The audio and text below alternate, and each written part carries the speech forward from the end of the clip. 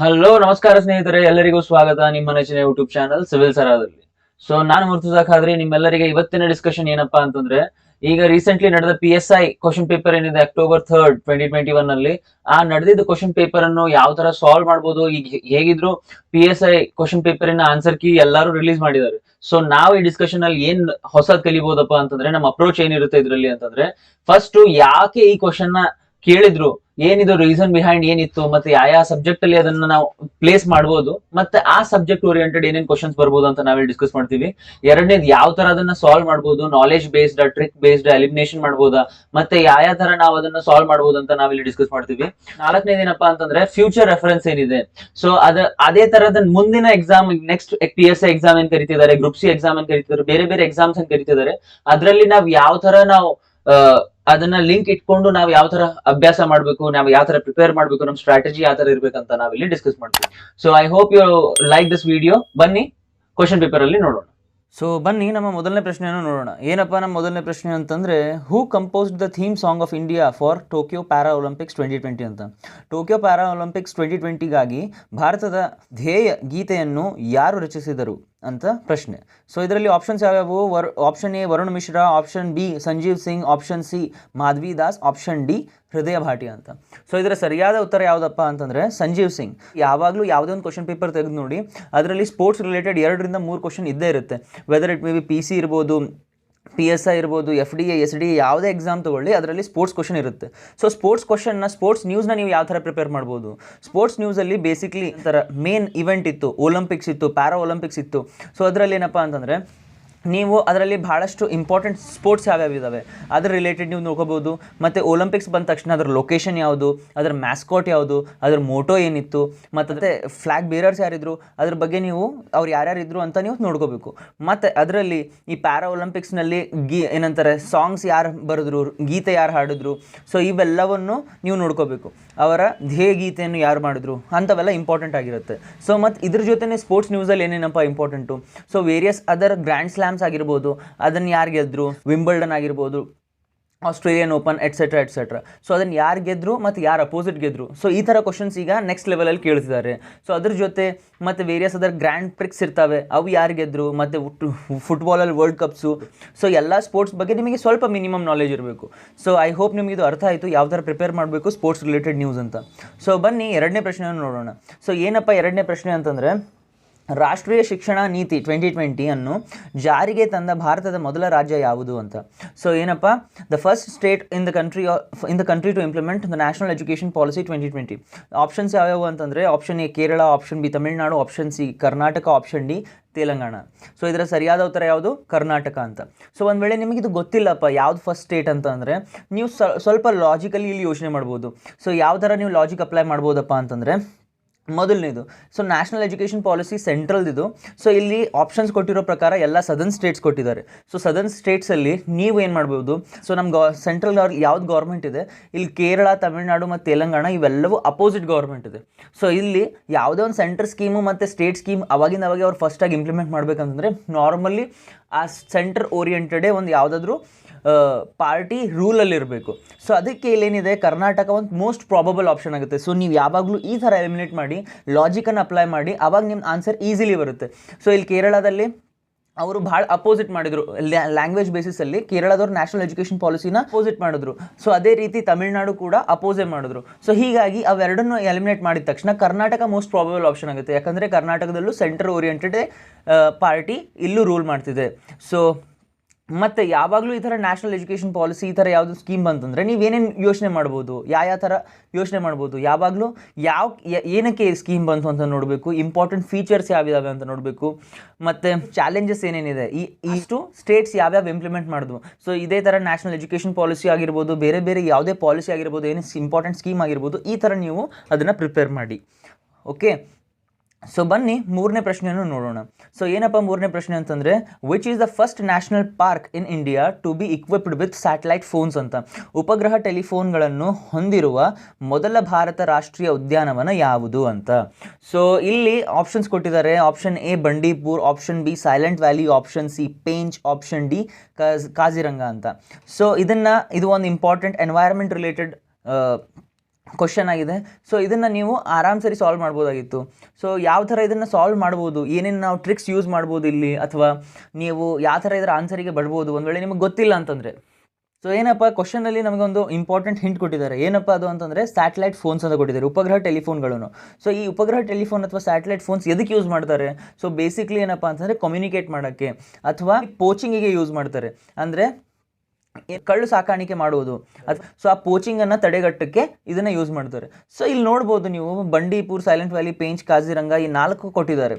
So ಎಲ್ಲದರಲ್ಲೂ ಸಿಕ್ಕಾಪಟ್ಟೆ ಜಾಸ್ತಿ ಪೋಚಿಂಗ್ ನಮ್ಮ ಇಂಡಿಯಾದಲ್ಲಿ ನಿಮಗೆ ಇದು ಗೊತ್ತಿತ್ತಂತಂದರೆ ಅದು ಆಗೋದು Kaziranga national park. One horn rhino ಏನಿದೆ ಅದರಲ್ಲಿ ಸಿಕ್ಕಾಪಟ್ಟೆ ಪೋಚಿಂಗ್ ಆಗುತ್ತೆ. ಅದು ಒಂದು ಲಿಂಕ್ ನಿಮಗೆ ಗೊತ್ತಿತ್ತು ಅಂತಂದರೆ ನೀವು ಬಾಕಿ ಎಲ್ಲವೂ ಎಲಿಮಿನೇಟ್ ಮಾಡ್ಬೋದು.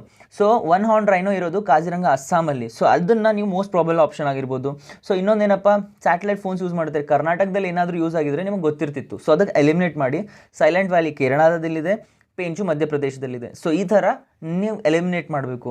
ಸೊ ಮತ್ತು ಇನ್ನೊಂದು ಪ್ರಿಪ್ರೇಷನ್ ಟಿಪ್ಸ್ ಏನಪ್ಪ, ನೀವು ಫ್ಯೂಚರ್ ರೆಫರೆನ್ಸಲ್ಲಿ ಯಾವ ಥರ ನೋಡ್ಕೋಬೋದು ಪ್ರಿಪ್ರೇಷನ್ ಮಾಡೋಕ್ಕೆ ಅಂತಂದರೆ, ಯಾವಾಗಲೂ ನೆನ್ಪಿಟ್ಕೊಳ್ಳಿ, ಏನೇ ಒಂದು first national park, India's first ಏನೋ ಇನೋವೇಷನ್ ಇದೆ, ಇನ್ವೆನ್ಷನ್ ಇದೆ, ಯಾವುದೇ ಒಂದು ಇದರಲ್ಲಿ ಏನೋ ಒಂದು ಟ್ರಿಕ್ಸ್ ಯೂಸ್ ಮಾಡ್ತಿದ್ದಾರೆ ಅಂತಂದರೆ, ಅಥವಾ ಆ ಇಂಡಿಯಾಸ್ ಫಸ್ಟ್ ಬಂದ ತಕ್ಷಣ ನೀವು ಅದನ್ನು ನೋಟ್ ಮಾಡಿ ಇಟ್ಕೋಬೇಕು, ಅದರದೊಂದು ಸಪ್ರೇಟ್ ಲಿಸ್ಟ್ ಮಾಡಿ ಇಟ್ಕೋಬೇಕು ಅಂತ ಇಲ್ಲಿ ನಿಮಗೆ ಗೊತ್ತಿರಬೇಕು. ಸೊ ಬನ್ನಿ 4ನೇ ಪ್ರಶ್ನೆಯನ್ನು ನೋಡೋಣ. ಸೊ ಏನಪ್ಪ 4ನೇ ಪ್ರಶ್ನೆ ಅಂತಂದರೆ, ಸೋನ್ ಚಿರಯ್ಯ ಬಗ್ಗೆಯ ಹೇಳಿಕೆಯನ್ನು ಗಮನಿಸಿ ಮತ್ತು ಸರಿಯಾದ ಉತ್ತರವನ್ನು ಆರಿಸಿ ಅಂತ. ಸೋನ್ ಚಿರಯ್ಯವನ್ನು ನಗರ ಸ್ವಸಹಾಯ ಗುಂಪು ಉತ್ಪನ್ನಗಳ ಮಾರುಕಟ್ಟೆಗಾಗಿ ಆರಂಭಿಸಲಾಗಿದೆ. ಸೊ ಎರಡನೇದೇನಪ್ಪ ಸ್ಟೇಟ್ಮೆಂಟ್ ಅಂತಂದರೆ, ಇದನ್ನು ವಾಣಿಜ್ಯ ಮತ್ತು ಕೈಗಾರಿಕಾ ಸಚಿವಾಲಯವು ಆರಂಭಿಸಿದೆ ಅಂತ. ಸೊ ಏನಪ್ಪ, ಸೋನ್ ಚಿರಯ್ಯ ಬಗ್ಗೆ ಏನಪ್ಪ ಅಂತಂದರೆ, Sone Chiraiya was launched in the marketing of urban self help group products ಅಂತ. ಸೊ ಸ್ಟೇಟ್ಮೆಂಟ್ 2 ಏನಿದೆ, it was launched by ministry of commerce and industry ಅಂತ ಎರಡನೇ ಸ್ಟೇಟ್ಮೆಂಟ್. ಸೊ ಇದರಲ್ಲಿ options 1 only, 2 only, both 1 and 2, neither 1 and 2 ಅಂತ. So ಇದನ್ನು ಯಾವ ಥರ ನೀವು ಸಾಲ್ವ್ ಮಾಡ್ಬೋದು ಅಂತ ಇಲ್ಲಿ ನೋಡೋಣ. ಸೊ ನಿಮಗೆ ಗೊತ್ತಿರಬೇಕು, ಸೋನ್ ಚಿರಯ್ಯ ಏನಿದೆ ಒಂದು ಸೆಲ್ಫ್ ಹೆಲ್ಪ್ ಗ್ರೂಪ್. ಸೊ ಇದು ಸಿಕ್ಕಾಪಟ್ಟೆ ನ್ಯೂಸಲ್ಲಿತ್ತು. ಸೊ ಇದು ನಿಮಗೆ ಗೊತ್ತಿದೆ ಅಂತ ಅಂದ್ಕೊಳ್ತೀನಿ. ಅಥವಾ ನಾರ್ಮಲ್ ಸಿಂಪಲ್ ಸ್ಟೇಟ್ಮೆಂಟ್ ಇದೆ, 1ನೇ ಸ್ಟೇಟ್ಮೆಂಟ್ ಕರೆಕ್ಟ್ ಆಗಿರ್ಬೋದು, ಯಾಕಂದರೆ ಕೊಡೋರು ಆ ಥರ ಕೊಡ್ತಾರೆ. ಸೊ ಎರಡನೇದಲ್ಲಿ ಏನಿದೆ, ಒಂದು ಲೂಪ್ ಹೋಲ್ ಇದೆ, ನೀವು ಎಲಿಮಿನೇಟ್ ಮಾಡೋಕ್ಕೆ ಟ್ರಿಕ್ಸ್ ಹೇಳ್ತಿದ್ದೀನಿ. ಎರಡನೇದು ಲೂಪ್ ಹೋಲ್ ಇದೆ, self help group, urban self help group ಅಂತ ಹೇಳಿದ್ದಾರೆ ಪ್ರಾಡಕ್ಟ್ಸ್ನ ಬಗ್ಗೆ. ಸೊ ಇದು ಏನೇ ಆಗಿದ್ರು, ಅರ್ಬನ್ ಸೆಲ್ಫ್ ಹೆಲ್ಪ್ ಗ್ರೂಪ್ ಅಂದರೆ ministry of commerce and industries ಆಗಿರೋಕ್ಕಾಗಲ್ಲ, ಇದನ್ನು ವಾಣಿಜ್ಯ ಮತ್ತು ಕೈಗಾರಿಕಾ ಸಚಿವಾಲಯವಂತೂ ಮಾಡೋಕ್ಕಾಗಿರಲ್ಲ. ಸೊ ಅಲ್ಲಿ ನೀವು ಅದನ್ನು ಎಲಿಮಿನೇಟ್ ಮಾಡ್ಬೋದು. ಸೊ ಅದು ಒಂದು ಎಲಿಮಿನೇಟ್ ಮಾಡಿದ ತಕ್ಷಣ ನಿಮಗೇನು ಉಳಿಯುತ್ತೆ, 1 ಓನ್ಲಿ ಮತ್ತು ನೈದರ್ 1 and 2. ಸೊ ಇದು ಸೋನ್ ಚಿರಯ್ಯ ಅಂತಂದರೆ ಒಂದು NGO ರಿಲೇಟೆಡೇ ಅಥವಾ ಏನೇ ಒಂದು ಸೆಲ್ಫ್ ಹೆಲ್ಪ್ ಗ್ರೂಪ್ ರಿಲೇಟೆಡೇ ಇರ್ಬೋದು. ಸೊ ಅದಕ್ಕೆ ಮೋಸ್ಟ್ ಪ್ರಾಬಬ್ಲಿ ಅದು ಕರೆಕ್ಟ್ ಇರುತ್ತೆ ಅಂತ ನೀವು ಈ ಥರ ಅದರ ಸೊಲ್ಯೂಷನಿಗೆ ಹೋಗ್ಬೋದು. ಸೊ ಈ ಸೋನ್ ಚಿರಯ್ಯ ಇದೇ ಥರ various other self help groups ಏನಿರ್ತಾವಲ್ಲ, ಕುಂಭಕೋಣಂ ಆಗಿರ್ಬೋದು ಕೇರಳದು, ಇವೆಲ್ಲವೂ important probable self help groups ಅಥವಾ NGOs, ಇವೆಲ್ಲವೂ ಇಂಪಾರ್ಟೆಂಟ್ ಆಗಿರ್ತವೆ, ಅದ್ರ ಮೇಲೆ ಕ್ವಶನ್ಸ್ ಬರುತ್ತೆ. ಸೊ ಬನ್ನಿ ನೆಕ್ಸ್ಟ್ ಪ್ರಶ್ನೆಯನ್ನು ನೋಡೋಣ. ಸೊ ಏನಪ್ಪ ನೆಕ್ಸ್ಟ್ ಪ್ರಶ್ನೆ ಅಂತಂದರೆ, India's highest herbal park has been inaugurated at ಅಂತ ಕೇಳಿದ್ದಾರೆ. ಸೊ ಏನಪ್ಪ ಇದು ಅಂತಂದರೆ, ಭಾರತದ ಅತ್ಯುನ್ನತ ಗಿಡಮೂಲಿಕೆಗಳ ಉತ್ಪಾದನಾ ವನವನ್ನು ಎಲ್ಲಿ ಉದ್ಘಾಟಿಸಲಾಯಿತು ಅಂತ ಪ್ರಶ್ನೆ. ಸೊ ಇದರಲ್ಲಿ ಆಪ್ಷನ್ಸ್ ಕೊಟ್ಟಿದ್ದಾರೆ. Option A Arunachal Pradesh, option B Sikkim, option C Uttarakhand, option D Himachal Pradesh ಅಂತ. ಸೊ ಇದರ ಸರಿಯಾದ ಉತ್ತರ ಅವರು ಕೊಟ್ಟಿದ್ದಾರೆ ಏನಪ್ಪ, ಉತ್ತರಾಖಂಡ್ ಅಂತ. ಸೊ ಉತ್ತರಾಖಂಡಲ್ಲಿ ಇದೆ. ಸೊ ನಿಮಗಿದು ಗೊತ್ತಿಲ್ಲ ಅಂತ ಅಂದ್ಕೊಳ್ಳೋಣ, ಹೈಯೆಸ್ಟ್ ಹರ್ಬಲ್ ಪಾರ್ಕ್ ಅಂತೂ ನಿಮಗೆ ಗೊತ್ತಿಲ್ಲ. ಸೊ ನಿಮಗೊಂದು ಸಿಂಪಲ್ ಹಿಂಟ್ ಅಂತಂದರೆ, ಪತಂಜಲಿಯಲ್ಲಿದೆ, ಉತ್ತರಾಖಂಡದಲ್ಲಿದೆ. ಸೊ ಅದೇ ರೀತಿಯಲ್ಲಿ ಕೇದಾರ್ನಾಥ್, ಬದ್ರಿನಾಥ್ ಅವೆಲ್ಲವೂ ಮೋಸ್ಟ್ ಪ್ರಾಬಬ್ಲಿ ಉತ್ತರಾಖಂಡದಲ್ಲಿದೆ. ಭಾಳಷ್ಟು ಆಯುರ್ವೇದ ರಿಲೇಟೆಡ್ ಏನೇ ರಿಸರ್ಚ್ ಸೆಂಟರ್ಸ್ ಇದ್ರು ಅವೆಲ್ಲವೂ ಉತ್ತರಾಖಂಡದಲ್ಲಿದೆ. ಸೊ ನಿಮ್ಗೆ ಇದು ಹಿಂಟ್ ಗೊತ್ತಿತ್ತು ಅಂತಂದರೆ, ಹೈಯೆಸ್ಟ್ ಹರ್ಬಲ್ ಪಾರ್ಕನ್ನು ಎಲ್ಲಿ ಯೂಸ್ ಮಾಡ್ತಾರೆ ಆಯುರ್ವೇದ ರಿಲೇಟೆಡ್, ಅದು ಉತ್ತರಾಖಂಡದಲ್ಲೇ ಬರಬಹುದು ಅಂತ ನೀವು ಆಟೋಮೆಟಿಕ್ಲಿ ಹೋಗ್ಬೋದು. ಸೊ ಏನಿದು ಹೈಯೆಸ್ಟ್ ಹರ್ಬಲ್ ಪಾರ್ಕ್ ಅಂತಂದರೆ, ಇದು ಮಾಣ ಚಾಮೋಲಿ ಡಿಸ್ಟ್ರಿಕ್ಟ್ ಆಫ್ ಉತ್ತರಾಖಂಡದಲ್ಲಿದೆ. ಸೊ ಇದು ರೀಸೆಂಟಾಗಿ ಆಗಸ್ಟ್ 2021 ನ್ಯೂಸಲ್ಲಿತ್ತು. ಸೊ ಈ ಥರ ಎಕ್ಸಾಮ್ಗಿಂತ 6 ತಿಂಗಳ ಮುಂಚೆ ಏನು ಇಂಪಾರ್ಟೆಂಟ್ ಕರೆಂಟ್ ಅಫೇರ್ಸ್ ಇರ್ತಾವಲ್ಲ, ಸೊ ಅವೆಲ್ಲವನ್ನೂ ನಿಮಗೆ ಗೊತ್ತಿರಬೇಕು. ಅದನ್ನು ಪೂರ್ತಿ ಸಬ್ಜೆಕ್ಟ್ ವೈಸ್ ಸೆಗ್ರಿಗೇಟ್ ಮಾಡ್ಕೊಂಡು ನೀವು ಓದಿ. ಸೊ ಬನ್ನಿ 6ನೇ ಪ್ರಶ್ನೆಯನ್ನು ನೋಡೋಣ. Who wrote the book Mandra ಅನ್ನೋ ಬುಕ್ಕನ್ನು ಬರೆದ್ರು ಅಂತ. ಸೊ ಇದರ ಆಪ್ಷನ್ಸ್ ಯಾವ್ಯಾವು, DR Bendre, SL Bhyrappa, option C Girish Karnad, option D Raja Rao ಅಂತ. ಸೊ ಇದನ್ನೇನಪ್ಪ ಅಂತಂದರೆ ಆನ್ಸರ್ ಯಾವುದಪ್ಪ ಅಂದರೆ SL ಭೈರಪ್ಪ. ಸೊ ನಮ್ಮ ಇಂಪಾರ್ಟೆಂಟ್ ಕರ್ನಾಟಕ ಲಿಟ್ರೇಚರ್ ಏನಿದ್ದಾವೆ ಆ ರಿಲೇಟೆಡ್ ಎಲ್ಲ ನಿಮಗೆ ಗೊತ್ತಿರಬೇಕು. ಜ್ಞಾನಪೀಠ ಪ್ರಶಸ್ತಿ ಯಾರಿಗೆ ಬಂತು, ಸೊ ಮತ್ತು ಅದರದ್ದು ಯಾವುದಕ್ಕೆ ಕೊಡ್ತಾರೆ ಜ್ಞಾನಪೀಠ ಪ್ರಶಸ್ತಿ, ಮತ್ತು ಕರ್ನಾಟಕ ಲಿಟ್ರೇಚರ್ದು ಇಂಪಾರ್ಟೆಂಟ್ ಬುಕ್ಸ್ ಯಾರ್ಯಾರು ಬರೆದ್ರು ಅಂತ ನಿಮಗೆ ಗೊತ್ತಿರಬೇಕು. ಸೊ ಇದು ಒಂದು ಸ್ಟ್ರೇಟ್ ಫಾರ್ವರ್ಡ್ ಕ್ವಶನ್ಸ್, ಗೊತ್ತಿತ್ತು ಅಂದರೆ ಗೊತ್ತಿತ್ತು.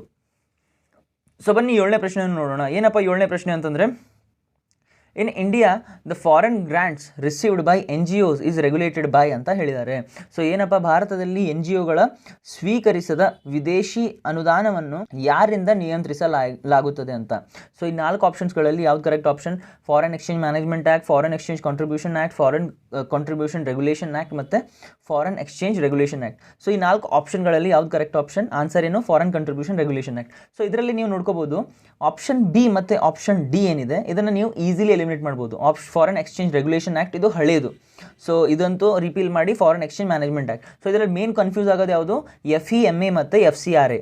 ಸೊ ಇವೆರಡು ಭಾಳ ಇಂಪಾರ್ಟೆಂಟ್ ಆಗಿರುತ್ತೆ. ಸೊ ನೀವು ರೀಸೆಂಟಾಗಿ ನ್ಯೂಸಲ್ಲಿತ್ತು ಏನಪ್ಪ ಅಂತಂದರೆ, ರೀಸೆಂಟಾಗಿ ಏನು ಮಾಡಿದೆ, ಫಾರಿನ್ ಕಂಟ್ರಿಬ್ಯೂಷನ್ ರೆಗ್ಯುಲೇಷನ್ ಆ್ಯಕ್ಟನ್ನು ಗೌರ್ಮೆಂಟು ಅಮೆಂಡ್ ಮಾಡಿದೆ. ಅದು ಒಂದು ನಿಮ್ಮ ಕರೆಂಟ್ ಅಫೇರ್ಸ್ ಏನಾದರೂ ಗೊತ್ತಿತ್ತು, ಅದರಲ್ಲಿ 6 NGOಗಳ ಲೈಸೆನ್ಸನ್ನು ಸಸ್ಪೆಂಡ್ ಮಾಡಿದ್ದಾರೆ. ಸೊ NGOಗಳಿಗೇನು ಫಾರಿನ್ ಕಂಟ್ರಿಬ್ಯೂಷನ್ಸ್ ಬರ್ತಿತ್ತು, ಬೇರೆ ಕಂಟ್ರಿದಿಂದ ಕಾಂಟ್ರಿಬ್ಯೂಷನ್ಸ್ ಬರ್ತಿತ್ತಲ್ಲ, ಅದನ್ನು ಅವರು ರೆಗ್ಯುಲೇಟ್ ಮಾಡಬೇಕಂತ ಇದರಲ್ಲಿ ಅಮೆಂಡ್ಮೆಂಟ್ ತಂದಿದ್ದಾರೆ. ಸೊ ನಿಮಗೆ ಏನಪ್ಪ, NGOs ರಿಲೇಟೆಡ್ ಏನೇ ಗ್ರ್ಯಾಂಟ್ಸ್ ಬರ್ಬೋದು, ಅದು ಸಾಲ ಅಲ್ಲ, ಅದು ಗ್ರ್ಯಾಂಟ್ಸ್. ಅಂದರೆ ಆ ಸಾಲನ ನೀವು ವಾಪಸ್ ತೀರಿಸ್ಬೇಕಂತಿಲ್ಲ, ಇಂಟ್ರೆಸ್ಟ್ ಏನೂ ಹತ್ತಲ್ಲ, ಅದು ಒಂಥರ ಏನಪ್ಪ ಗ್ರ್ಯಾಂಟ್ ಇದ್ದಂಗೆ, ಗಿಫ್ಟ್ ಇದ್ದಂಗೆ ಅಂತ ಅಂದ್ಕೊಳ್ಳಿ. ಸೊ ಅದೇ ರೀತಿ ಗಿಫ್ಟ್ಸ್ ಆ ಥರ ಬಂದರೆ ಫಾರಿನ್ ಕಂಟ್ರಿಬ್ಯೂಷನ್ ರೆಗ್ಯುಲೇಷನ್ ಆ್ಯಕ್ಟಲ್ಲಿ ಬರುತ್ತೆ. ಅದೇ ಫಾರಿನ್ ಎಕ್ಸ್ಚೇಂಜ್ ಮ್ಯಾನೇಜ್ಮೆಂಟ್ ಆ್ಯಕ್ಟಲ್ಲಿ ಏನಪ್ಪ, ನೀವು ಸಾಲ ಕೊಡ್ತಿದ್ದೀರಾ ಅಥವಾ ಒಂದು ಕಂಪ್ನಿ ಮೇಲೆ ಅವ್ರು ಇನ್ವೆಸ್ಟ್ ಮಾಡ್ತಿದ್ದಾರೆ, ಅದರಿಂದ ಲಾಭ ತೊಗೋತಾರೆ. ಸೊ ಅವಾಗ foreign exchange management act, FDI FAI ಏನಿರ್ತಾವಲ್ಲ ಅವೆಲ್ಲ ಫಾರಿನ್ ಎಕ್ಸ್ಚೇಂಜ್ ಮ್ಯಾನೇಜ್ಮೆಂಟ್ ಎಕ್ಸ್ಚೇಂಜ್ ಆಗ್ತಿದೆ, ಇಲ್ಲಿ ಬರೀ ಕಾಂಟ್ರಿಬ್ಯೂಟ್ ಆಗ್ತಿದೆ. ಸೊ ಅದಕ್ಕೆ FCRA ಇದರ ಸರಿಯಾದ ಉತ್ತರ. ಸೊ ಬನ್ನಿ 8ನೇ ಪ್ರಶ್ನೆಯನ್ನು ನೋಡೋಣ. ಏನಪ್ಪ 8ನೇ ಪ್ರಶ್ನೆ ಅಂತಂದರೆ, which neighbouring nation has first adopted the India's ಭೀಮ್ UPI ಪೇಮೆಂಟ್ ಸಿಸ್ಟಮ್ ಅಂತ ಹೇಳಿದ್ದಾರೆ. ಯಾವ ನೆರೆಯ ರಾಷ್ಟ್ರ ಭಾರತದ ಭೀಮ್ UPI ಪಾವತಿ ವ್ಯವಸ್ಥೆಯನ್ನು ಮೊದಲು ಅಳವಡಿಸಿಕೊಂಡಿದೆ ಅಂತ ಪ್ರಶ್ನೆ. So option A Sri Lanka, option B Bhutan, option C Myanmar, option D Bangladesh ಅಂತ. ಸೊ ಈ 4 ಆಪ್ಷನ್ಗಳಲ್ಲಿ ಯಾವುದು ಕರೆಕ್ಟ್ ಆಪ್ಷನ್? ಆನ್ಸರ್ ಭೂತಾನ್ ಅಂತ. ಸೊ ನೀವು ಇದು ಒಂದು ವೇಳೆ ನಿಮಗೆ ಗೊತ್ತಿಲ್ಲ ಅಂತ ಅಂದ್ಕೊಳ್ಳೋಣ, ಒಂದು ವೇಳೆ ಗೊತ್ತಿತ್ತಂದರೆ ಇದು ಭಾಳ ಇಂಪಾರ್ಟೆಂಟ್ ಕರೆಂಟ್ ಅಫೇರ್ ನಿಮಗೆ ಗೊತ್ತಿದ್ದೇ ಇರುತ್ತೆ. ಗೊತ್ತಿಲ್ಲ ಅಂತಂದ್ರು ಯಾವ ಥರ ಮುಟ್ಬೋದು ಇದನ್ನು ಅಂತ. ಸೊ ನೀವು 4 ಆಪ್ಷನ್ಗಳಲ್ಲಿ ನಿಮಗೆ ಗೊತ್ತಿರಬೇಕು. ಇಲ್ಲಿ ನೇಪಾಳು ಅಂತೂ ಇಲ್ಲ, ಸೊ ಪೊಸಿಷನಲ್ಲಿ ಇರ್ತೀರ. ಯಾಕಂತಂದರೆ ಭೂತಾನಲ್ಲಿ ಸೇಮ್ ನಮ್ಮ ಇಂಡಿಯನ್ ರುಪಿ ಯಾವ ಥರ ಇರುತ್ತೆ, ಅಲ್ಲೂ ಭೂತಾನ್ ರುಪಿ ನಡೆಯುತ್ತೆ. ಸೊ ಭಾಳಷ್ಟು ಅವ್ರದ್ದೇನೇ ಫೈನಾನ್ಷಿಯಲ್ ರಿಲೇಟೆಡ್ ಏನೇ ಅವ್ರದ್ದು ಗವರ್ನೆನ್ಸಲ್ಲಿ ಬರ್ಬೋದು, ಅದು ಎಲ್ಲವೂ RBI ರಿಲೇಟೆಡ್ ಇರುತ್ತೆ. ಸೊ ಮತ್ತು ನಮ್ಮ ಭಾರತೀಯ ರುಪಿ ಮತ್ತು ನಮ್ಮ ಇಂಡಿಯಾ ಮತ್ತು ಭೂತಾನ್ ರಿಲೇಷನ್ ಸಿಕ್ಕಾಪಟ್ಟೆ ಚೆನ್ನಾಗಿದೆ. ಮತ್ತು ಕರೆನ್ಸಿ ಎಲ್ಲವೂ ನಮ್ಮ ದೇಶದಲ್ಲಿ ಏನೇನು ನಡೆಯುತ್ತೆ ಅವರು ಅದನ್ನು ಅಳವಡಿಸ್ಕೋತಾರೆ. ಸೊ ಅದೇ ರೀತಿ NPCI ಭೀಮ್ UPI ಏನಿದೆ ಅಲ್ಲೂ ರುಪಿ ನಡೆಯುತ್ತೆ. ಸೊ ಅದೇ ರೀತಿ ಅದೇ ಒಂದು ಮೋಸ್ಟ್ ಪ್ರಾಬಬಲ್ ಆಪ್ಷನ್. ಶ್ರೀಲಂಕಾದಲ್ಲೂ ತಮ್ಮದೇ ಆದ ಸಪ್ರೇಟ್ ಕರೆನ್ಸಿ ಇದೆ, ಮಯನ್ಮಾರ್ ಸೇಮ್, ಬಾಂಗ್ಲಾದೇಶು ಅದೇ ಥರ. ಸೊ ಅದಕ್ಕೆ ನೀವು ಭೂತಾನ್ ಇದರ ಮೋಸ್ಟ್ ಪ್ರಾಬಬಲ್ ಆಪ್ಷನ್ ಆಗುತ್ತೆ. ಈ ಥರ ನೀವು ಎಲಿಮಿನೇಟ್ ಮಾಡ್ಬೋದು. ಏನೇ ಒಂದು ಸಣ್ಣ ಲಿಂಕ್ ಸಿಕ್ತು ಅಂತಂದರೆ ಅದ್ರ ಮೇಲೆ ಅದು ವ್ಯಾಲಿಡ್ ಆಗಿರಬೇಕು, ಆ ಲಿಂಕು ನಿಮ್ಮ ಪಾಸ್ಟ್ ನಾಲೆಜಲ್ಲಿ ಡಿಪೆಂಡ್ ಆಗಿರಬೇಕು. ಸೊ ಅದನ್ನು ನೀವು ಎಲಿಮಿನೇಟ್ ಮಾಡ್ಬೋದು. ಸೊ ಇದೇ ರೀತಿ ಎಕ್ಸ್ಟ್ರಾ ಇನ್ಫಾರ್ಮೇಷನ್ ಏನಪ್ಪ ಅಂತಂದರೆ, Singapore was the first nation to accept the ಭೀಮ್ UPI ಅಂತ ಇದು ಮೊದಲನೇ ಕರೆಂಟ್ ಅಫೇರು. ಈಗ ನೇಬರಿಂಗ್ ನೇಷನಲ್ಲಿ ಫಸ್ಟ್ ಯಾವುದಪ್ಪ ಅಂತಂದರೆ ಭೂಟಾನ್. ಸೊ ಬನ್ನಿ 9ನೇ ಪ್ರಶ್ನೆಯನ್ನು ನೋಡೋಣ. ಏನಪ್ಪ 9ನೇ ಪ್ರಶ್ನೆ ಅಂತಂದರೆ, ಜೋಗ ಜಲಪಾತ ಎಲ್ಲಿದೆ, ಯಾವ ನದಿಯಲ್ಲಿ ಅಂತ ಪ್ರಶ್ನೆ. ಸೊ ಇದರ ಆಪ್ಷನ್ಸ್ ಯಾವ್ಯಾವು? Option A Ghataprabha, option B Bhima, option C Kaveri, option D Sharavathi ಅಂತ. ಸೊ ಇದನ್ನಂತೂ ಎಲ್ಲರಿಗೂ ಗೊತ್ತಿರದೇ ಇರುತ್ತೆ, ಭಾಳ ಬೇಸಿಕ್ ಕ್ವಶನ್. ಸೊ ಯಾರೇ ಕರ್ನಾಟಕದಲ್ಲಿ ಇರ್ತಾರೆ ಅವ್ರಿಗೆ ಗೊತ್ತಿರುತ್ತೆ ಅನ್ಕೋತೀನಿ. ಒಂದು ವೇಳೆ ಗೊತ್ತಿಲ್ಲ ಅಂದ್ಕೊಳ್ಳೋಣ. ಸೊ ನಿಮಗೆ ಗೊತ್ತಿಲ್ಲ, ಸೊ ಒಂದಂತೂ ನಿಮಗೆ ಹಿಂಟ್ ಗೊತ್ತಿರುತ್ತೆ, ಜೋಗ ಜಲಪಾತ ಎಲ್ಲಿದೆ, ಅದು ಶಿವಮೊಗ್ಗದಲ್ಲಿದೆ. ಸೊ ಶಿವಮೊಗ್ಗದಲ್ಲಿದೆ ಅಂತ ನಿಮಗೆ ಗೊತ್ತಿದ್ದ ತಕ್ಷಣ ನದಿ ಯಾವ್ಯಾವ ಹರಿಯುತ್ತೆ ಅಂತ ನಿಮಗೆ ನೋಡೋಣ ಬನ್ನಿ. ಸೊ ಘಟ್ಟಪ್ರಭಾ ಏನಿದೆ mostly Belagavi north Karnataka district, ಅದು ಅಂತೂ ಇರೋಕ್ಕಾಗಲ್ಲ. ಭೀಮಾ ಎಲ್ಲಿದೆ ಗುಲ್ಬರ್ಗಾ ರೀಜನ್ ಆ ಕಡೆ ಬರುತ್ತೆ, ಅದನ್ನು ಇರೋಕ್ಕಾಗಲ್ಲ. ಕಾವೇರಿ ಎಲ್ಲಿದೆ ಮೈಸೂರು ಅಂದರೆ ಪೂರ್ತಿ ಸೌತಲ್ಲಿದೆ, ಸೌತ್ ಕರ್ನಾಟಕದಲ್ಲಿ, ಅದನ್ನು ಇರೋಕ್ಕಾಗಲ್ಲ. ಶಿವಮೊಗ್ಗ ಎಲ್ಲಿ? ಸೊ ಇವು 3 ಆಪ್ಷನ್ಸ್ ನೀವು ಎಲಿಮಿನೇಟ್ ಮಾಡೋದಂದರೆ ಶರಾವತಿ ಶಿವಮೊಗ್ಗದಲ್ಲೇ ಬರ್ಬೋದು. ಆ ಥರ ನೀವು ಎಲಿಮಿನೇಟ್ ಮಾಡಿದ್ದನ್ನು ಆನ್ಸರು ತೊಗೋಬೋದು. ಸೊ ಇದೇ ರೀತಿ ಕರ್ನಾಟಕದಲ್ಲಿ ಏನೇ ಹೈಯೆಸ್ಟ್ ಪೀಕ್ಸ್ ಇದ್ದರೂ ಅದ್ರ ಬಗ್ಗೆ ನೀವು ನೋಡ್ಕೊಳ್ಳಿ. ಸೊ 10ನೇ ಪ್ರಶ್ನೆಯನ್ನು ನೋಡೋಣ. ಏನಪ್ಪ 10ನೇ ಪ್ರಶ್ನೆ ಅಂತಂದರೆ, RBI extended the RBIA system for housing finance companies, what is RBIA ಅಂತ ಪ್ರಶ್ನೆ. ಸೊ RBI ವಸತಿ ಹಣಕಾಸು ಕಂಪನಿಗಳನ್ನು RBIA ವ್ಯವಸ್ಥೆಯನ್ನು ವಿಸ್ತರಿಸಿದೆ. RBIA ಎಂದರೇನು ಅಂತ ಕ್ವಶನ್ನು. ಸೊ ಇದು ಕರೆಂಟ್ ಅಫೇರ್ಸ್ ಕ್ವಶನ್ನು. ನಿಮಗೆ ಗೊತ್ತಿರಬೇಕು. ಸೊ ಆಪ್ಷನ್ ಏನೇನಪ್ಪ ಅಂತಂದರೆ ರಿಸ್ಕ್ ಬೇಸ್ಡ್ ಇಂಟರ್ನಲ್ ಆಡಿಟ್ ಅಂತ, option B reserve bank internal assessment ಅಂತ, option C reserve bank of India audit ಅಂತ, ಮತ್ತು option D none of these ಅಂತ. ಸೊ ಈ 4 ಆಪ್ಷನ್ಗಳಲ್ಲಿ ನಿಮ್ಗಂತೂ ಗೊತ್ತಿರಬೇಕು RBIA ಅಂತಂದಿದೆ. ಸೊ ನನ್ ಆಫ್ ದೀಸ್ ಅಂತೂ ಇರೋಕ್ಕಾಗಲ್ಲ, ಇದ್ದರೆ 3ರಲ್ಲಿ ಇದ್ದೇ ಇರುತ್ತೆ. ಸೊ ನಿಮಗೆ ಕರೆಂಟ್ ಅಫೇರ್ಸಲ್ಲಿ ಬಂದಿರೋ ಕ್ವಶನ್ನು ನೀವು ಇಲ್ಲಿ ಲಾಜಿಕನ್ನು ಉಪಯೋಗಿಸಿ, ಒಂದು ಸ್ವಲ್ಪ ಲಾಜಿಕನ್ನು ಉಪಯೋಗಿಸಿ. ಸೊ ಏನು ಕೇಳಿದೆ, RBIA ಸಿಸ್ಟಮ್ಮು ಹೌಸಿಂಗ್ ಫೈನಾನ್ಸ್ ಕಂಪನಿಗೆ ಅದನ್ನು ಅಳವಡಿಸ್ಕೊಂಡಿದ್ದಾರೆ. ಸೊ ಹೌಸಿಂಗ್ ಫೈನಾನ್ಸ್ ಕಂಪ್ನಿಗೆ ಅಳವಡಿಸ್ಕೊಂಡಿದ್ದಾರೆ. ರಿಸರ್ವ್ ಬ್ಯಾಂಕ್ ಇಂಟರ್ನಲ್ ಅಸೆಸ್ಮೆಂಟ್ ಮಾಡೋಕ್ಕಾಗುತ್ತಾ ಹೌಸಿಂಗ್ ಫೈನಾನ್ಸ್ ಕಂಪ್ನಿ? ಎದಕ್ಕೆ ನೀವು ಎಕ್ಸ್ಟೆಂಡ್ ಮಾಡ್ತೀರಾ? ಏನಾದರೂ ಒಂದು ಇಂಪಾರ್ಟೆಂಟ್ ಆಡಿಟ್ ಇರಬೇಕು ಅದರಲ್ಲಿ, ಅಥವಾ ಏನೇ ಲೆಕ್ಕ ಪರಿಶೋಧನೆ ಅಥವಾ ಏನಾದರೂ ಲೆಕ್ಕ ಏನು ಕರೆಕ್ಟಾಗಿದೆಯೋ ಇಲ್ಲೋ ಆ ಥರ ನೀವು ಆಡಿಟ್ ಮಾಡ್ತೀರಾ, ಅಸೆಸ್ ಮಾಡಲ್ಲ. ಸೊ ಅಸೆಸ್ ಮಾಡೋದಲ್ಲ, ಮೌಲ್ಯಮಾಪನೆ ಮಾಡಲ್ಲ, ಆಡಿಟ್ ಮಾಡೋಕ್ಕೆ ನೀವು ಇದನ್ನು ಎಕ್ಸ್ಟೆಂಡ್ ಮಾಡ್ತಾರೆ. ರಿಸ್ಕ್ ಬೇಸ್ಡ್ ಇಂಟರ್ನಲ್ ಆಡಿಟ್ ಏನಿದೆ, ರಿಸ್ಕ್ ಬೇಸ್ಡ್ ಇದೆ, ಅಪಾಯ ಆಧಾರಿತ ಏನಾದರೂ ಆಡಿಟ್ ಮಾಡಬೇಕಾದ್ರೆ ಇದು ಮೋಸ್ಟ್ ಪ್ರಾಬಬಲ್ ಆಪ್ಷನ್. ಈ ಥರ ನೀವು ಏನು ಮಾಡಿ, ಸ್ವಲ್ಪ ಲಾಜಿಕ್ ಯೂಸ್ ಮಾಡಿ ಅಬ್ರಿವೇಷನ್ ರಿಲೇಟೆಡ್ ಕ್ವಶನಿಗೆ ಆನ್ಸರ್ ಮಾಡಿ. ಸೊ ಇದು ಇಂಪಾರ್ಟೆಂಟ್. ಈ ಥರ ನೀವು ಎಲಿಮಿನೇಟ್ ಮಾಡಬೇಕು, ನಿಮ್ಮ ಮೈಂಡನ್ನು ಆ ಥರ ಚಾನಲೈಸ್ ಮಾಡಬೇಕು ಅಂತ ಇಲ್ಲಿ ತಿಳ್ಕೊಬೇಕು. ಸೊ ಬನ್ನಿ 11ನೇ ಪ್ರಶ್ನೆಯನ್ನು ನೋಡೋಣ. ಏನಪ್ಪ 11ನೇ ಪ್ರಶ್ನೆ ಅಂತಂದರೆ, which among the following is a white vitriol ಅಂತ. ಸೊ ಏನಪ್ಪ common name, general science question common name ಪ್ರಕಾರ ಅವರಲ್ಲಿ ಹೇಳಿದ್ದಾರೆ. ವೈಟ್ ವಿಟ್ರಿಯಾಲ್ ಒಂದು ಸೈನ್ಸ್ ರಿಲೇಟೆಡ್ ಭಾಳಷ್ಟು ಕ್ವಶನ್ಸ್ ಬರ್ತವೆ, ಒಂದು 5 ಮೇಲ್ಗಡೆನೇ ಬರ್ಬೋದು, ಅಷ್ಟು ಸೈನ್ಸ್ ರಿಲೇಟೆಡ್ ಕ್ವಶನ್ ಬರುತ್ತೆ. ಸೊ ನೀವು ಅದನ್ನು ಕರೆಕ್ಟಾಗಿ ಪ್ರಿಪೇರ್ ಆಗಿ. ಸೊ ಇದರ ಆನ್ಸರ್ ಯಾವುದಪ್ಪ? Option A zinc oxide, option B zinc sulphate, option C zinc iodide, ಮತ್ತು ಆಪ್ಷನ್ ಡಿ ಜಿಂಕ್ ಫಾಸ್ಫೇಟ್ ಅಂತ. ಇದರಲ್ಲಿ ಸರಿಯಾದ ಉತ್ತರ ಯಾವುದು? Zinc sulphate. ಇದು ರೀಸೆಂಟಾಗಿ ಕೋವಿಡ್ ಟೈಮ್ಸಲ್ಲಿ ವೈಟ್ ವಿಟ್ರಿಯಾಲ್ ಸಿಕ್ಕಾಪಟ್ಟೆ ನ್ಯೂಸಲ್ಲಿತ್ತು, ಯಾಕಂದರೆ ವ್ಯಾಕ್ಸಿನ್ ಮಾಡುವಾಗ ಇವಾಗ ಭಾಳ ನ್ಯೂಸಲ್ಲಿತ್ತು. ಸೊ ಅದೇ ರೀತಿ ಬೇರೆ ಎಲ್ಲ ಕಾಮನ್ ನೇಮ್, ಒಂದು ಕೆಮಿಕಲ್ದು ಏನಿರುತ್ತಲ್ಲ ಅದರದ್ದು ಕಾಮನ್ ನೇಮ್ ಏನಿದೆ ಅಂತ ನೀವು ತಿಳ್ಕೊಳ್ಳಿ. ಸಪೋಸ್ ಇಲ್ಲಿದೆ ನೋಡಿ, ಜಿಂಕ್ ಆಕ್ಸೈಡ್ದು ಕಾಮನ್ ನೇಮ್ ಏನು? ಫಿಲಾಸಫರ್ಸ್ ವೂಲ್ ಅಂತ. ಸೊ ಅದೇ ರೀತಿ ನೀವು ಇದನ್ನು ನೋಡ್ಕೊಳ್ಳಿ. ಸೊ ಬನ್ನಿ 12ನೇ ಪ್ರಶ್ನೆಯನ್ನು ನೋಡೋಣ. ಏನಪ್ಪ 12ನೇ ಪ್ರಶ್ನೆ ಅಂತಂದರೆ, which among the following is responsible for the energy released in an atom bomb ಅಂತ. ಸೊ ಏನಪ್ಪ, ಕೆಳಗಿನವುಗಳಲ್ಲಿ ಯಾವುದು ಪರಮಾಣು ಬಾಂಬಿನಲ್ಲಿ ಬಿಡುಗಡೆಯಾಗುವ ಶಕ್ತಿಗೆ ಜವಾಬ್ದಾರಿ ಎಂದು ಹೇಳಲಾಗುತ್ತದೆ ಅಂತ ಇಲ್ಲಿ ಪ್ರಶ್ನೆ. ಆಪ್ಷನ್ ಯಾವುವು? Option A nuclear fusion, option B gamma decay, option C nuclear fission, ಮತ್ತು option D none of these ಅಂತ. ಸೊ ಇದರಲ್ಲಿ ಏನಪ್ಪ ನೀವು ಅಂತಂದರೆ ಇಲ್ಲಿ ಸಿಂಪಲ್ ಇಂಪಾರ್ಟೆಂಟ್ ಸೈನ್ಸ್ ಕಾನ್ಸೆಪ್ಟ್ ನಿಮ್ಗೆ ಗೊತ್ತಿರಬೇಕು. ಇದರಲ್ಲಿ ಎಲಿಮಿನೇಷನ್ ಯಾವ ಥರ ಮಾಡ್ಬೋದು? ಸಿಂಪಲ್ ಆಗಿದೆ. ನನ್ ಆಫ್ ದೀಸ್ ಅಂತೂ ಇರೋಕ್ಕಾಗಲ್ಲ, ಆಟಮ್ ಬಾಂಬ್ ಇದೆ. ಗಾಮಾ ಡಿ ಕೆ ಆ ಥರ ರೇಸ್ ಅಂತೂ ಆಗೋಕ್ಕಾಗಲ್ಲ. ನಾರ್ಮಲಿ ನೀವು ಯೋಚನೆ ಮಾಡಿದ್ರೆ ಇವೆರಡು ತೆಗೆದುಬಿಡಿ, 50-50 ಚಾನ್ಸ್. ಒಂದು ಫ್ಯೂಷನ್ ಇರಬೇಕು, ಒಂದು ಫಿಷನ್ ಇರಬೇಕು. ಸೊ ಇದಕ್ಕೇನಪ್ಪ ಅಂತಂದರೆ ನಿಮಗೆ ಬೇಸಿಕ್ ಕಾನ್ಸೆಪ್ಟ್ ಗೊತ್ತಿರಬೇಕು. ಏನಪ್ಪ ನ್ಯೂಕ್ಲಿಯರ್ ಫ್ಯೂಷನ್, ಏನಪ್ಪ ನ್ಯೂಕ್ಲಿಯರ್ ಫಿಷನ್ ಅಂತ. ನ್ಯೂಕ್ಲಿಯರ್ ಫ್ಯೂಷನ್ ಅಂತಂದ್ರೇನಪ್ಪ, 2 ಸ್ಮಾಲ್ ಆಟಮ್ ಏನು ಮಾಡುತ್ತೆ, 2 ಕಂಬೈನ್ ಆಗಿ ಒಂದು ದೊಡ್ಡ ಆಟಮ್ನ ಏನಾದರೂ ಮಾಡಿದ್ರೆ, ಫ್ಯೂಸ್ ಆಗಿ ಏನಾದರೂ ಮಾಡಿದ್ರೆ ಅದರಲ್ಲಿ ಎನರ್ಜಿ ಏನು ರಿಲೀಸ್ ಆಗುತ್ತಲ್ಲ, ಆ ರಿಯಾಕ್ಷನಿಗೆ ಏನು ಕರೀತಾರೆ, ಅದನ್ನು ನ್ಯೂಕ್ಲಿಯರ್ ಫ್ಯೂಷನ್ ಅಂತ ಕರೀತಾರೆ. ಅದೇ ಒಂದು ದೊಡ್ಡ ಆಟಮ್ ಏನಿದೆ, ಅಥವಾ ಯುರೇನಿಯಂ ಅಂತ ಅಂದ್ಕೊಳ್ಳಿ, ಅದು ಏನು ಮಾಡುತ್ತೆ, ಅದನ್ನು ಒಡೆದು ಎನರ್ಜಿ ಪಾಸ್ ಮಾಡಿದ ತಕ್ಷಣ ಅದು 2 ಭಾಗಗಳಾಗಿ ಅದನ್ನು ಡಿವೈಡ್ ಆದಾಗ ಅದನ್ನೇನು ಕರೀತಾರೆ, ಫಿಷನ್ ಅಂತ ಕರೀತಾರೆ. ಒಂದು ದೊಡ್ಡ ಆಟಮ್ ಏನಾದರೂ ಸಣ್ಣ ಆಟಮ್ ಆಗಿ ಕನ್ವರ್ಟ್ ಆದರೆ ಅದನ್ನು ಫಿಷನ್ ಅಂತ ಕರೀತಾರೆ. 2 ಸ್ಮಾಲ್ ಆಟಮ್ ಏನಾದರೂ ದೊಡ್ಡ ಆಟಮ್ ಆದರೆ ಅದನ್ನು ಫ್ಯೂಷನ್ ಅಂತ ಕರೀತಾರೆ. ಸೊ ಅವಾಗ ಎನರ್ಜಿ ರಿಲೀಸ್ ಆಗುತ್ತಲ್ಲ, ಅದು ನ್ಯೂಕ್ಲಿಯರ್ ಎನರ್ಜಿ ಆಗಿರುತ್ತೆ ಅಂತ ಇಲ್ಲಿ ಬೇಸಿಕ್ ಕಾನ್ಸೆಪ್ಟ್ ಗೊತ್ತಿರಬೇಕು. ಸೊ ಆಟಮ್ ಬಾಂಬ್ ಏನಿದೆ ಇಲ್ಲೇನು, ಇದು ಬಾಂಬ್ ಏನು ಮಾಡುತ್ತೆ, ಒಂದು ದೊಡ್ಡ ಆಟಮ್ನ ಅಷ್ಟು ಆಗುತ್ತೆ. ಸೊ ಅದು ಸಣ್ಣ ಆಟಮ್ ಆಗಿ ಕನ್ವರ್ಟ್ ಆಗುತ್ತೆ. ಅದು ಆಟಮ್ ಬಾಂಬ್ ಏನಿದೆ ನ್ಯೂಕ್ಲಿಯರ್ ಫಿಷನ್ ರಿಯಾಕ್ಷನ್ ಅಂತ. ಇದು ಮೋಸ್ಟ್ ಪ್ರಾಬಬಲ್ ಆಪ್ಷನ್. ಮತ್ತು ನ್ಯೂಕ್ಲಿಯರ್ ಫಿಷನ್ ಇಂಪಾರ್ಟೆಂಟ್ ಪಾಯಿಂಟ್ಸ್ ಏನಪ್ಪ ಅಂತಂದರೆ, ಇದು ಭಾಳಷ್ಟು ಸ್ಮಾಲ್ ಎನರ್ಜಿ ಯೂಸ್ ಮಾಡಿಕೊಂಡು ಭಾಳಷ್ಟು ಎನರ್ಜಿ, ಟ್ರಿಮೆಂಡಸ್ ಎನರ್ಜಿ ಇದನ್ನು ರಿಲೀಸ್ ಮಾಡುತ್ತೆ. ಮತ್ತು ಇದು ನ್ಯಾಚುರಲಿ ಇದು ಅಕ್ಕರ್ ಆಗಲ್ಲ. ಫ್ಯೂಷನ್ ಏನಿದೆ ನ್ಯಾಚುರಲಿ ಅಕ್ಕರ್ ಆಗ್ಬೋದು, ಸ್ಟಾರ್ಸು ಗೀರ್ಸು ಇವೆಲ್ಲ ಫಾರ್ಮ್ ಆಗಿದ್ರು, ಅದು one of the nuclear fusion reaction. ಮತ್ತು ಹೈಡ್ರೋಜನ್ ಬಾಂಬ್ ಏನಿದೆ, ನೆಕ್ಸ್ಟ್ ಎಕ್ಸಾಮಲ್ಲಿ ಬರ್ಬೋದು ಈ ಪ್ರಶ್ನೆ. ಹೈಡ್ರೋಜನ್ ಬಾಂಬ್ ಏನು, ಯಾವ ಎನರ್ಜಿಯಿಂದ ಆಗ್ಬೋದು ಹೈಡ್ರೋಜನ್ ಬಾಂಬ್ ಅಂತಂದರೆ, ಅದು ನ್ಯೂಕ್ಲಿಯರ್ ಫ್ಯೂಷನ್ ರಿಯಾಕ್ಷನ್. ಸೊ ಈ ಥರ ಎಕ್ಸ್ಟ್ರಾ ಇನ್ಫಾರ್ಮೇಷನ್ನ ನೀವು ಗ್ಯಾದರ್ ಮಾಡ್ಕೊಂಡು ಇಟ್ಕೊಳ್ಳಿ. ಸೊ ಬನ್ನಿ 13ನೇ ಪ್ರಶ್ನೆಯನ್ನು ನೋಡೋಣ. ಏನಪ್ಪ 13ನೇ ಪ್ರಶ್ನೆ ಅಂತಂದರೆ, in which language Kalhana's Rajatarangini was written ಅಂತ ಪ್ರಶ್ನೆ. ಸೊ ಏನಿದು ಕಲ್ಹಣಾಸ್ ರಾಜತರಂಗಿಣಿ, ಇದು ಯಾವ ಲ್ಯಾಂಗ್ವೇಜಲ್ಲಿ ಬಂದಿದೆ ಅಂತ. Option A Sanskrit, option B Persian, option C Prakrit, option D Pali ಅಂತ. ಸೊ ಇದನ್ನು ಏನಪ್ಪ, ಇದು ಕಲ್ಹಣ ಅಂತಂದರೆ ಇದು ಏನಪ್ಪ, ಕಲ್ಹಣ ಒಂದು ಕಾಶ್ಮೀರಿ ಹಿಂದೂ ಆಗಿದ್ದರು. ಸೊ ಅವ್ರೇನು ಮಾಡಿದರು, ಹಿಸ್ಟ್ರಿ ಆಫ್ ಕಾಶ್ಮೀರಿನ ಹಿಸ್ಟ್ರಿ ಏನು ಬರೆದಿದ್ರಲ್ಲ ಅದು ರಾಜತರಂಗಿಣಿ.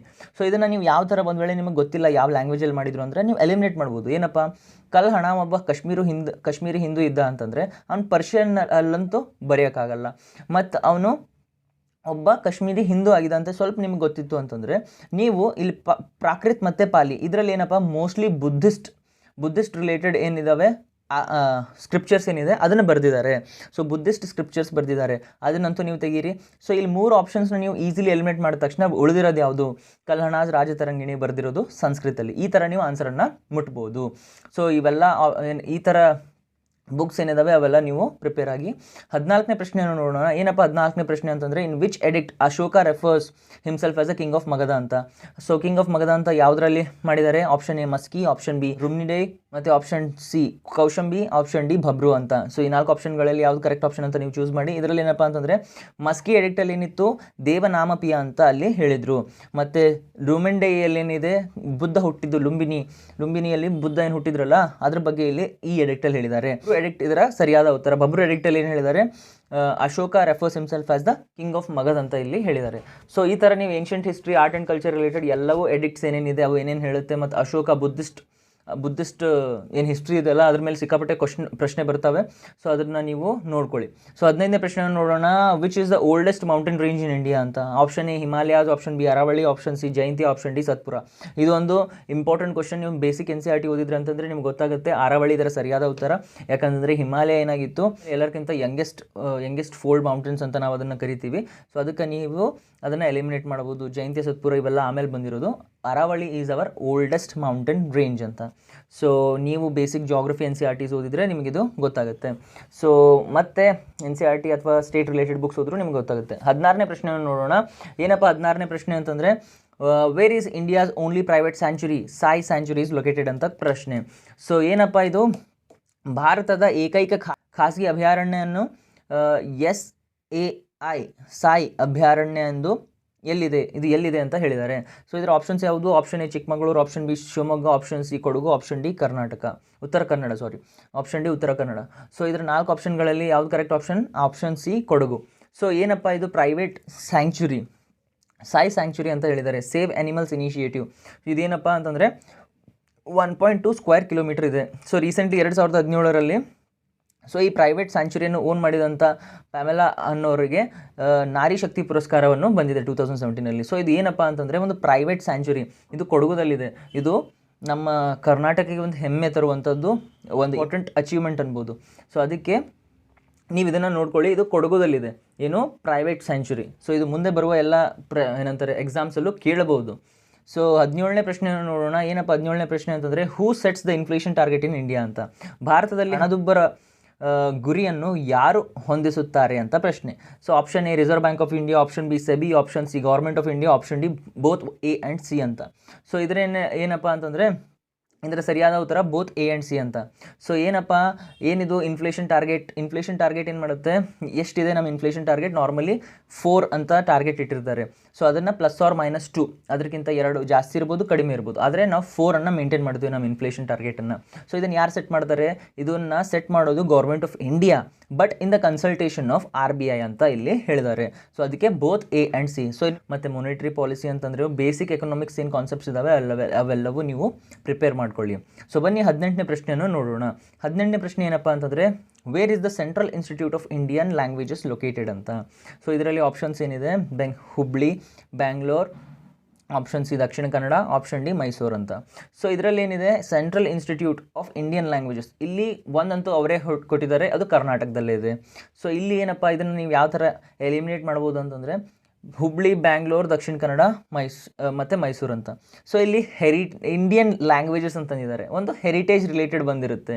ಸೊ ನಿಮಗೆ ಗೊತ್ತಿರಬೇಕು, ನಮ್ಮ ಕರ್ನಾಟಕದಲ್ಲಿ ಯಾವುದೇ ಲ್ಯಾಂಗ್ವೇಜ್ ಬರಲಿ, ಅಂದರೆ ಏನೇ ಪುಸ್ತಕ, ಲಿಟ್ರೇಚರ್, ಯಾವುದೇ ರಿಲೇಟೆಡ್ ಏನಾದರೂ ಬರಲಿ, ಸೊ ಅದನ್ನು ನಾವು ಎಲ್ಲಿ ರಿಲೇಟ್ ಮಾಡ್ತೀವಿ? ಮೈಸೂರಿಗೆ ರಿಲೇಟ್ ಮಾಡ್ತೀವಿ. ಸೊ ಅದಕ್ಕೆ ಅದು ಮೈಸೂರಲ್ಲೇ ಇರ್ಬೋದು. ಅಂದರೆ ಒಂದು ವೇಳೆ ಇನ್ನೊಂದು ಧಾರವಾಡ ಏನಾದರೂ ಇದ್ದರೆ ಅಲ್ಲಿ ನೀವು ಹೋಗ್ತಿದ್ರಿ. ಧಾರವಾಡ ಅಂತೂ ಆಪ್ಷನಲ್ಲೇ ಇಲ್ಲ. ಸೊ ಅದಕ್ಕೆ ಹುಬ್ಳಿ ತೆಗೀರಿ, ಬೆಂಗಳೂರಲ್ಲಿದ್ದರೆ ಮೋಸ್ಟ್ ಪ್ರಾಬ್ಲಿ ಎಲ್ಲರಿಗೂ ಗೊತ್ತಿರ್ತಿತ್ತು, ಬೆಂಗಳೂರು ತೆಗೀರಿ. ಆಮೇಲೆ ದಕ್ಷಿಣ ಕನ್ನಡ ಅಂತೂ ಇರೋಕ್ಕಾಗಲ್ಲ, ಮೈಸೂರು ಮೋಸ್ಟ್ ಪ್ರಾಬಬಲ್ ಆಪ್ಷನ್. ಈ ಥರ ಎಲಿಮಿನೇಟ್ ಮಾಡಿ. ಸೊ ಬನ್ನಿ ಗ್ರೂಪ್ ವೇರ್ ಏನಪ್ಪ ನೋಡೋಣ. Group where is option A software, option B hardware, option C anchor, option D network ಅಂತ. ಸೊ ಏನಿದು ಗ್ರೂಪ್ ವೇರ್? ರೀಸೆಂಟ್ಲಿ ನ್ಯೂಸಲ್ಲಿತ್ತು ಏನಪ್ಪ, ಗ್ರೂಪ್ ವೇರ್ ಅನ್ನೋದು ಒಂದು ಸಾಫ್ಟ್ವೇರ್. ಏನದು, ಯಾವ ಥರ ಅದು ಎದಕ್ಕೆ ಡಿಸೈನ್ ಮಾಡಿರ್ತಾರೆ ಅಂತಂದರೆ, it is design to do collective work ಅಂತ. ಏನಪ್ಪ, ಒಂದು ರಿಯಲ್ ಟೈಮ್ ಕೊಲ್ಯಾಬ್ರೇಷನ್. ನೀವು ಒಂದು ವೇಳೆ ಕ್ಯಾಲೆಂಡರ್ನ ಸಾರ್ಟ್ ಔಟ್ ಮಾಡಬೇಕು ಅಥವಾ ಕಲೆಕ್ಟಿವ್ ರೈಟಿಂಗ್ ಮಾಡಬೇಕು, ಇವೆಲ್ಲವೂ ಮಾಡೋದಕ್ಕೆ ಗ್ರೂಪ್ ವೇರ್ ಒಂದು ಇಂಪಾರ್ಟೆಂಟ್ ಸಾಫ್ಟ್ವೇರ್ ಆಗಿರುತ್ತೆ. ಆ ಸಾಫ್ಟ್ವೇರ್ನ ಯೂಸ್ ಮಾಡ್ಕೊಂಡು ಇವೆಲ್ಲ ಮಾಡಬಹುದು. ಸೊ 20ನೇ ಪ್ರಶ್ನೆಯನ್ನು ನೋಡೋಣ. ಏನಿದು, ತೊಗಲುಗೊಂಬೆ ಆಟ ಏನು ಅಂತ ಕೇಳಿದ್ದಾರೆ.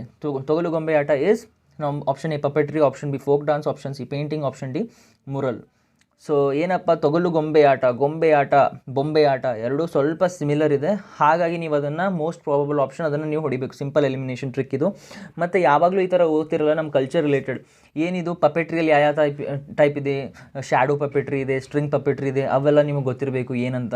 ಮತ್ತು ಅದ್ರ ಹೆಸರೇನು, ಡಿಫ್ರೆಂಟಲ್ಲಿ ಏನೇನು ಹೆಸರುಗಳು ಅಂತ ನಿಮಗೆ ಗೊತ್ತಿರಬೇಕು. ಇವೆಲ್ಲದ್ರದ್ದು ಲಿಸ್ಟ್ ಮಾಡಿ, make a list of puppetry, ಅಥವಾ ಲಿಸ್ಟ್ ಮಾಡಿ ಫೋಕ್ ಡಾನ್ಸ್ ಯಾವ್ಯಾವು, ಅದರದ್ದು ಏನೇನು ಹೆಸರು ಅಂತ ಲಿಸ್ಟ್ ಮಾಡಿ.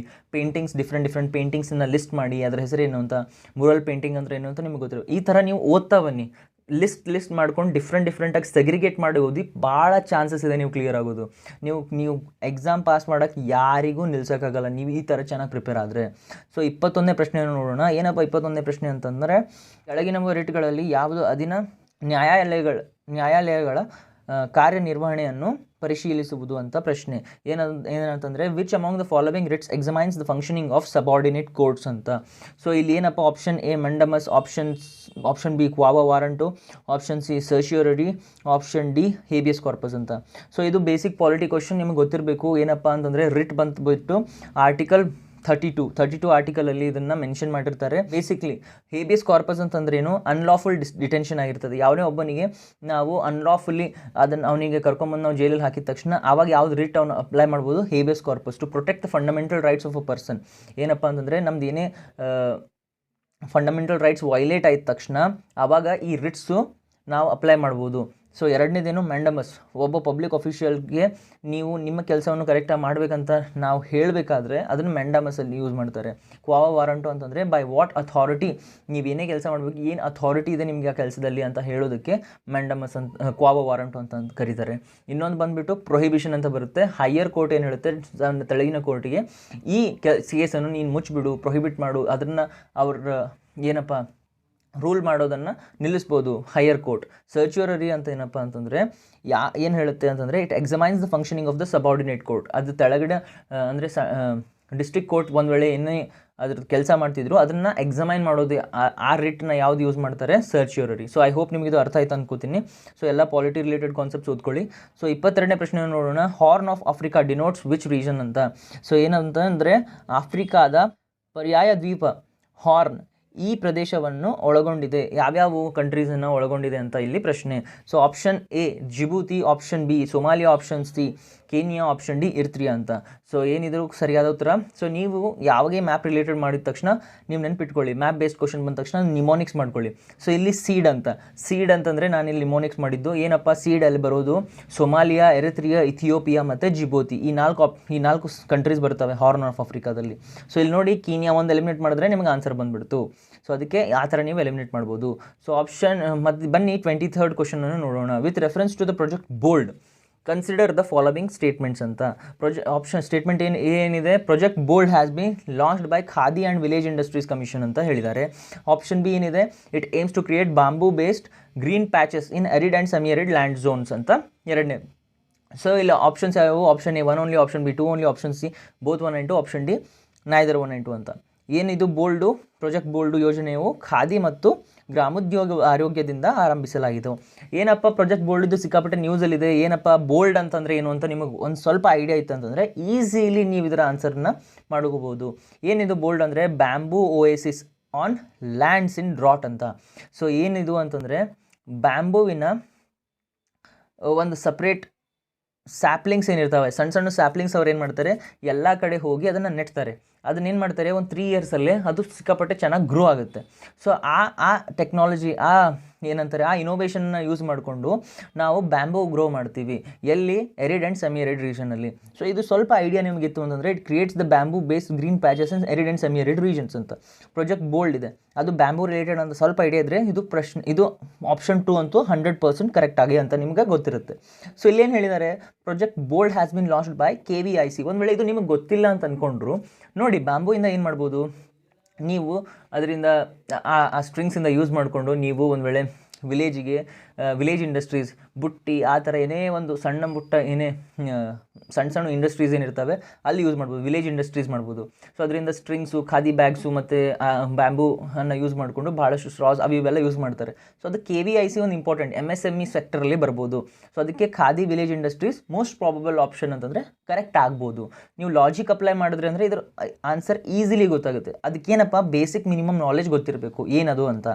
ಸೊ 24ನೇ ಪ್ರಶ್ನೆಯನ್ನು ನೋಡೋಣ. ಏನಿದು 24ನೇ ಪ್ರಶ್ನೆ ಅಂತಂದರೆ, consider the following statements regarding Asia economic dialogue ಅಂತ ಹೇಳಿದ್ದಾರೆ. ಸೊ ಇಲ್ಲಿ option statement 1, it is a flagship Jio economics conference of ministry of commerce and industries ಅಂತ ಮೊದಲನೇ ಸ್ಟೇಟ್ಮೆಂಟ್ ಹೇಳಿದ್ದಾರೆ. ಎರಡನೇದೇನಪ್ಪ ಅಂತಂದರೆ, Asia economic dialogue focuses on trade and finance dynamics in Asia and it's extended neighbourhood ಅಂತ ಹೇಳಿದ್ದಾರೆ. ಇದು ವಾಣಿಜ್ಯ ಮತ್ತು ಕೈಗಾರಿಕಾ ಸಚಿವಾಲಯ ಪ್ರಮುಖ ಭೂ ಅರ್ಥಶಾಸ್ತ್ರ ಸಮ್ಮೇಳನವಾಗಿದೆ ಮೊದಲನೇದು. ಎರಡನೇದೇನಪ್ಪ ಸ್ಟೇಟ್ಮೆಂಟು, ಏಷ್ಯಾ ಆರ್ಥಿಕ ಸಂವಾದವು ಏಷ್ಯಾ ಮತ್ತು ಅದರ ವಿಸ್ತೃತ ನೆರೆಹೊರೆಯ ವ್ಯಾಪಾರ ಮತ್ತು ಹಣಕಾಸಿನ ಕ್ರಿಯಾಶೀಲತೆ ಮೇಲೆ ಕೇಂದ್ರೀಕರಿಸುತ್ತದೆ ಅಂತ ಇಲ್ಲಿ ಹೇಳಿದ್ದಾರೆ. ಸೊ ಇದರ ಆನ್ಸರ್ ಯಾವುದಿರ್ಬೋದು, ನೀವು ಲಾಜಿಕ್ ಅಪ್ಲೈ ಮಾಡಿ ನೋಡಿ. ಏನಪ್ಪ ಏಷ್ಯಾ ಎಕನಾಮಿ ಡೈಲಾಗ್ ಅಂತ ಹೇಳಿದ್ದಾರೆ, ಏನಪ್ಪ ಏಷ್ಯಾ ಆರ್ಥಿಕ ಸಂವಾದ ಡೈಲಾಗ್ ಇಲ್ಲಿ ಬಂದ ತಕ್ಷಣ ಏನಪ್ಪ ಇದು ಒಂದು ಎಕ್ಸ್ಟರ್ನಲ್ ಅಫೇರ್ಸ್. ಈಗ ನಮ್ದು ಎಕ್ಸ್ಟರ್ನಲ್ ಅಫೇರ್ಸಲ್ಲಿ ಭಾಳಷ್ಟು IFR ಫಾರಿನ್ ಆಫೀಸರ್ಸು ಆ ಥರ ಇರ್ತಾರಲ್ಲ, ಅವ್ರು ಏನು ಮಾಡ್ತಾರೆ, ಬೇರೆ ಬೇರೆ ಕಂಟ್ರೀಸ್ ಜೊತೆ ಒಂದು ಒಳ್ಳೆ ಸಮ್ಮೇಳನ ನಡೆಸ್ತಾರೆ, ಸಂವಾದ ನಡೆಸ್ತಾರೆ. ಆ ಡೈಲಾಗ್ ಬಂದ ತಕ್ಷಣ ನೀವು ಮಿನಿಸ್ಟ್ರಿ ಆಫ್ ಎಕ್ಸ್ಟರ್ನಲ್ ಅಫೇರ್ಸ್ ಇದರ ಮೋಸ್ಟ್ ಪ್ರಾಬಬಲ್ ಮಿನಿಸ್ಟ್ರಿ ಆಗಿರುತ್ತೆ. ಸೊ ಅದನ್ನು ನೀವು ನೋಡಿ ಎಲಿಮಿನೇಟ್ ಮಾಡಿದ ತಕ್ಷಣ ಮುಗೀತು, ಆನ್ಸರ್ ಬಂತು ನಿಮಗೆ. Asia economic dialogue focuses on the trade, ಇದಂತೂ ನಾರ್ಮಲ್ ಸಿಂಪಲ್ ಸ್ಟೇಟ್ಮೆಂಟ್ ಇದೆ, ಅದು ಕರೆಕ್ಟ್ ಆಗಿರುತ್ತೆ. ಸೊ ಇದು ನಿಮಗೆ ಗೊತ್ತಿರಬೇಕು. 25ನೇ ಪ್ರಶ್ನೆ, ಲಾಸ್ಟ್ ಪ್ರಶ್ನೆಯನ್ನು ನೋಡೋಣ. ನಾವಿಲ್ಲಿ 25 ಕ್ವಶನ್ಸ್ ಪಾರ್ಟ್ A1 ಅಲ್ಲಿ ನಾವಿಲ್ಲಿ ಡಿಸ್ಕಸ್ ಮಾಡ್ತೀವಿ. ಇದೇ ಥರ 4 ಸೀರೀಸ್ ಮಾಡೋಣ. ಅದರಲ್ಲಿ ಪ್ರತಿಯೊಂದು ಕ್ವಶನಿಂದು ಲಾಜಿಕ್ಕು ಮತ್ತು ಅದರ ತಕ್ಕಂತೆ ಯಾವ್ಯಾವ ಥರ ಸಾಲ್ವ್ ಮಾಡ್ಬೋದು ಅಂತ ನೋಡ್ಕೊಳ್ಳೋಣ. ಸೊ 25ನೇ ಪ್ರಶ್ನೆ ಏನಪ್ಪ ಅಂತಂದರೆ, ನ್ಯಾಷನಲ್ ಹ್ಯಾಂಡ್ಲೂಮ್ ಡೇ ಅಂತ. ಸೊ ಆ ನ್ಯಾಷನಲ್ ಹ್ಯಾಂಡ್ಲೂಮ್ ಡೇ ಅನ್ನು ನೀವಿಲ್ಲಿ ಯಾವ ದಿನ ನಾವು ಸೆಲೆಬ್ರೇಟ್ ಮಾಡ್ತೀವಿ ಅಂತ ಪ್ರಶ್ನೆ. So option A July 7, option B August 7, option C September 7, option D November 7 ಅಂತ. ಸೊ ಇಲ್ಲಿ ನೋಡ್ಕೊಳ್ಳಿ, ಇದರ ಸರಿಯಾದ ಉತ್ತರ ಯಾವುದು, ಆಗಸ್ಟ್ 7. ಸೊ ಇದು ರೀಸೆಂಟಾಗಿ 2015 ನಮ್ಮ ನರೇಂದ್ರ ಮೋದಿ ಅವರು ಏನು ಹೇಳಿದ್ದಾರೆ, ಅದು ನಮ್ಮ ಫಸ್ಟ್ ನ್ಯಾಷನಲ್ ಹ್ಯಾಂಡ್ಲೂಮ್ ಡೇ ಅಂತ ನಾವು ಸೆಲೆಬ್ರೇಟ್ ಮಾಡ್ತೀವಿ. ಎದಕ್ಕೆ ಸೆಲೆಬ್ರೇಟ್ ಮಾಡ್ತೀವಿ ನ್ಯಾಷನಲ್ ಹ್ಯಾಂಡ್ಲೂಮ್ ಡೇ ಅಂತಂದರೆ, ಅದೇ ಆಗಸ್ಟ್ 7 1905 ನಮ್ಮ ಸ್ವದೇಶಿ ಮೂಮೆಂಟು ಆರಂಭ ಆಯಿತು. ಅಲ್ಲೂ ನಾವು ನಮ್ಮ ಹ್ಯಾಂಡ್ಲೂಮ್ಸ್, ನಾವು ಸ್ವದೇಶಿ ಬಟ್ಟೆ ಉಟ್ಕೋಬೇಕು ನಾವೇ, ಆ ಥರ ಮೂಮೆಂಟ್ ನಡೆದಿತ್ತು. ನಾವು ನಮ್ಮ ದೇಶದಲ್ಲೇ ತಯಾರಾದ ಬಟ್ಟೆಗಳನ್ನು ನಾವು ಉಟ್ಕೋಬೇಕು, ಆವಾಗ ನಮ್ಮ ಹ್ಯಾಂಡ್ಲೂಮ್ ಇಂಡಸ್ಟ್ರಿ ಗ್ರೋತ್ ಆಗಿತ್ತು. ಸೊ ಅದಕ್ಕೆ ಇದು ನ್ಯಾಷನಲ್ ಹ್ಯಾಂಡ್ಲೂಮ್ ಡೇ, ರಾಷ್ಟ್ರೀಯ ಕೈಮಗ್ಗ ದಿನ ಅಂತ ನಾವಿಲ್ಲಿ ಸೆಲೆಬ್ರೇಟ್ ಮಾಡ್ತೀವಿ. ಸೊ ಐ ಹೋಪ್ ನಿಮಗೆ ಇದು ಎಲ್ಲ ಅರ್ಥ ಆಯಿತು ಅಂತ ಅನ್ಕೋತೀನಿ. ಪ್ಲೀಸ್ ನಮ್ಮ ಚಾನಲನ್ನು ಸಬ್ಸ್ಕ್ರೈಬ್ ಮಾಡಿ. ಒಂದು ವೇಳೆ ಈ ವಿಡಿಯೋ ನಿಮಗೆ ಇಷ್ಟ ಆಯಿತು ಅಂತಂದರೆ ಲೈಕ್ ಮಾಡಿ, ಆದಷ್ಟು ನಿಮ್ಮೆಲ್ಲ ಫ್ರೆಂಡ್ಸಿಗೂ ಶೇರ್ ಮಾಡಿ ಮತ್ತು ಸಬ್ಸ್ಕ್ರೈಬ್ ಮಾಡಿ ಅಂತ ಹೇಳ್ತೀನಿ. Thank you very much. ನಿಮಗೆ ನೆಕ್ಸ್ಟ್ ವೀಡಿಯೋಲ್ಲಿ ಭೇಟಿಯಾಗೋಣ. Thank you.